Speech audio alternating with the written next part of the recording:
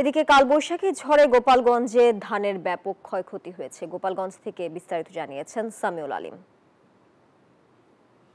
গোপালগঞ্জ সোনাকর বিলে, এই বিলে বড় ধানের ব্যাপক আবাদ হয়েছে এবং ভালো ফলন হয়েছে, কিন্তু গত সোমবার যে সারাদিনই বৃষ্টির পাশাপাশি বিকাল 4:30টার দিকে একটা কালবৈশাখী ঝড়, এই ঝড়ে ধানের ব্যাপক ক্ষয়ক্ষতি হয়, ধান শুয়ে পড়ে এবং ঝরে পড়ে।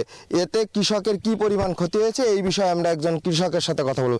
আসলে বান্ডেল থাকলে প্রতি সেনমানিতে টাকা বাঁচবে।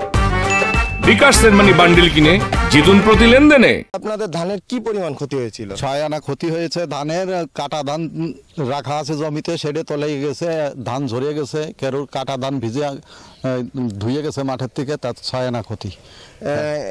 এছাড়াও আমরা এই বিষয়ে কথা বলেছি কৃষি সম্প্রসারণ অধিদপ্তরে। তারা জানিয়েছে যে কি পরিমাণ কালবৈশাখী ঝড়ে যে বড় ধানের ক্ষয়ক্ষতি হয়েছে এই বিষয়ে এখনো সঠিক তথ্য জানা যায়নি, কিন্তু দ্রুত এই কি পরিমাণ ক্ষয়ক্ষতি হয়েছে এটি জানিয়ে দেওয়া হবে।